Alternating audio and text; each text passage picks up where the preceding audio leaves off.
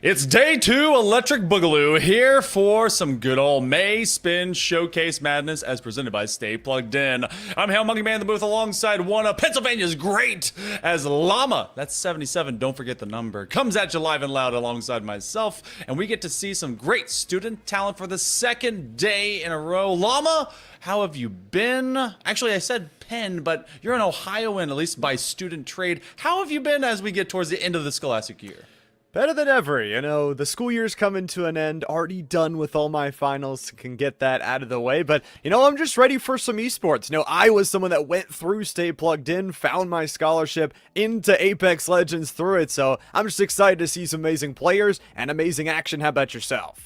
You know what? It is a great weekend so far. We've already had some Rocket League and Overwatch 2 May Spin champions that have come through. Today is all about Valorant and Super Smash. A lot of collegiate, a lot of scholastic, high school, middle school, wherever you are, you're seeing it in your faces, and it's in your spaces right now because we want to be able to very laud and applaud all of our awesome students. But it's not at all possible without our great partnership here with Stay Plugged In. You guys should know about it because, hey, you know what? Llama got recruited, so could you. It's the leading esports recruiting platform in the country here for the great United States. You can create an account and get to competing in these showcases just like what's happening today for free. A free account will allow you to search for college esports programs. There's like 400 plus that have partnered with Spin, and you can build a personal esports brand that allows you to really elevate that competitive experience and make recruiting easier. Make sure to visit staypluggedin.com. That is staypluggedin.com, and you can start your journey to collegiate esports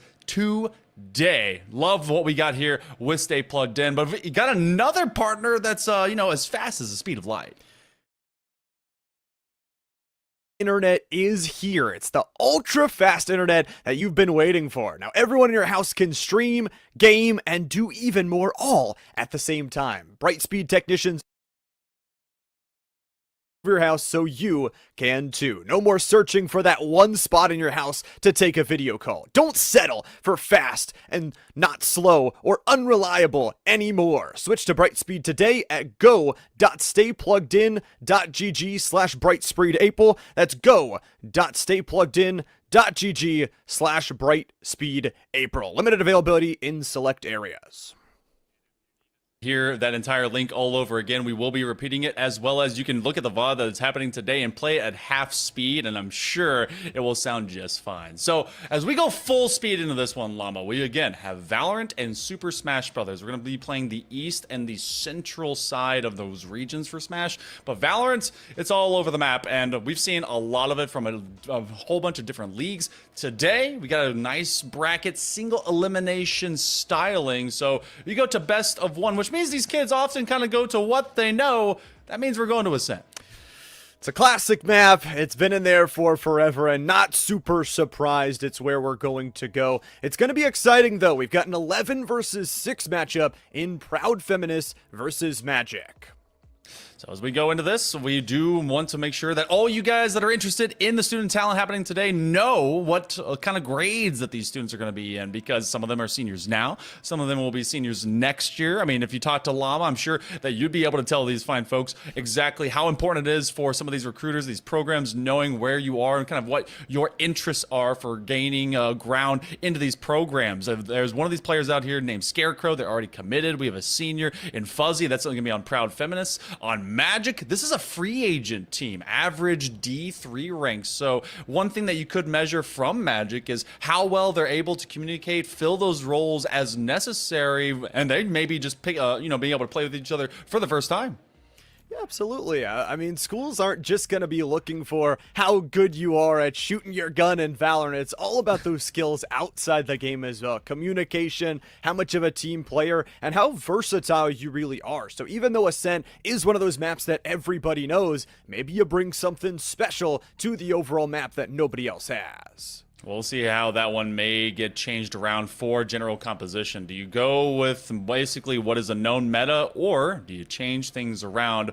Going into this matchup, well, Scarecrow, our committed senior, is already going to lock into that Vise. And Vise onto Ascent is, I think, still kind of 50-50 at times. You have a lot of players that, with Othman, that is on the other side, that do like to float onto Cypher, as well as some Killjoy. The one thing that kind of pops up onto this defensive side is Seraph that is going to be onto that Yoru to really help an immediate support and rotate around this map. I think this is really interesting as just a defensive combo overall. You do have the Visal that activates when someone steps over it, but that's your only real physical piece of defense. Everything else is going to be coming through smokes, through information. On the other side, you have this KO that can help explode onto the site with the speed of a jet. It's going to be very information battle heavy, but for these two teams, it's only a best of one, single elimination. This is your only chance to pick up a win. BHS Viper picking a breach. You know what? Sometimes you can't always have the Viper mommy. You got to be able to send yourself away. So the Giant Swede gonna try to succeed alongside Everest onto that jet. Seems like there is speed in mine. And I mean, the coolest thing that we're going to see out of most recent patches, KO literally was the least picked agent for I think like 4 or 5 months. Really just no love for the old robot. Now he's come back in to at least some level of success. They've been able to change up how the shortness of the blinds work, or really extend how they're thrown out. So good to see them kind of go back around, but you have the double initiator on that concept, and then you have the double duelist. Seraph is, that's going to be really my measurement point, them alongside Ronga, for how well this defense can respond to magic. It's going to be kind of a burst defense. You have that ability to jump out, jump around those quick corners, and especially a flash feels sometimes the most valuable tool on this map overall for Magic. Looks like they're going with the 1-4 split to start it out, hovering more over towards that A site rather than the B, but that one-way Omen smoke so tough to deal with. Remember, this Magic group is a full free agent squad, so there's some going on to attack is actually a nice kind of standard change, or basically an elaboration of pace that they can make. Everest wins the initial duel and the first blood over Ronga, so they're going to have to at least aim to rotate away from and into A side. Scarecrow is going to stay off all of that would-be blind, and they go out to mid. They may rotate behind them from this catwalk, but A site is in fact theirs.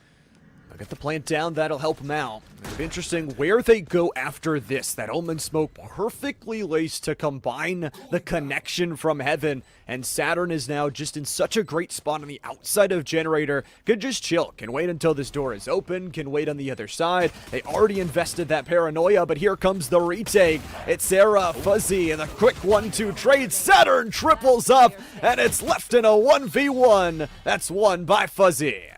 They went out for an immediate challenge as well. They wanted to find that peeker's advantage from Ginny, but it was Fuzzy that waited for everyone else to fall, and it was a very hurt KO that ultimately was going to fall at the other end. So we're gonna chill for just a second. So we're coming back to us. All right, so we have all of a pistol to kind of look at ourselves with. You talk about the 4-1. It's pretty typical to see what your Senti go into that tiles position, everyone play for immediate push to catwalk and into that A position. I like that there's not an overt amount of like, oh, hey, we're just a bunch of like scrapped together players. Let's just kind of run it down. They're very much taking these first rounds and measuring out how Proud Feminists will respond to them. Trying to find an early entry in. We'll see how round number 2 goes, with maybe not the weaponry advantage, but they've got the player sight advantage. They're going to be kind of 1-on-5 here. Of course, battling against the Vise. If you do work forward, you're going to get caught by that wall. So we'll see how many players they do want to invest. Fuzzy's got the Outlaw and sends 2 back to the dirt. Scarecrow's ready to clear it as the spike is grabbed, but it looks like 2 are in front of that wall. Regental gets one back, and this is an awkward position for Scarecrow, but the Bulldog gets one. And they get one, they get traded. Saturn will have a chance at least out of a better weapon, and they're going to try and quickly get a flash. They acquire one, and then a snapshot to the other. Seraph good for a couple, and this is exactly why they didn't want to have to run straight into the face of B's site. You put your Senti here, they can basically hold it like a lone man on a Wilson Ball island, and now it goes 2 for the Proud Feminists. But Magic, they were at a weapon differential, and a few extra guns fell. They're going to have to buy now. It's this third round where usually things flip their way on back for Magic. It's an important one, it feels like, in terms of where they want to go. If they want to establish a little bit of patience, both of these first 2 rounds are just very, very quick. Run it down, try and send it in with the flashes and whatnot that they have. Veronka is once again going to be chilling on the Outlaw with that one-way Omen Smoke.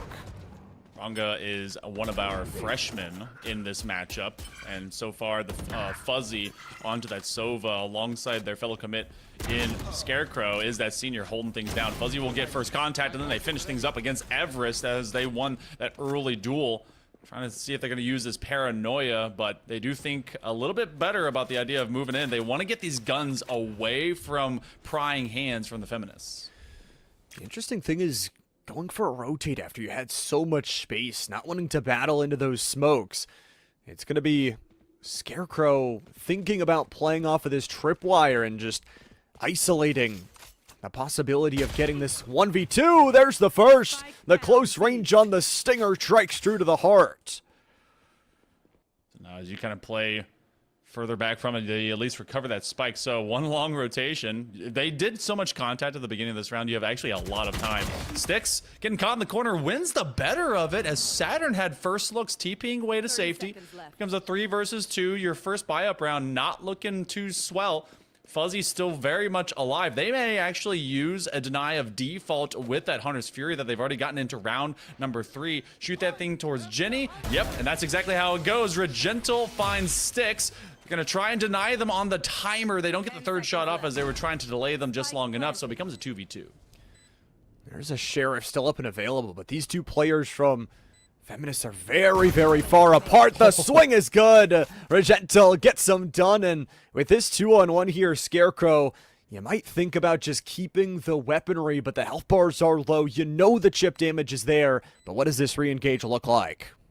Regento was actually one of our players that was in during Rocket League yesterday, so got to see them play a dual sport athlete style. Their rose goes down, and then they unfortunately did not get that extra bit of information until they had already dropped. So that's going to be proud.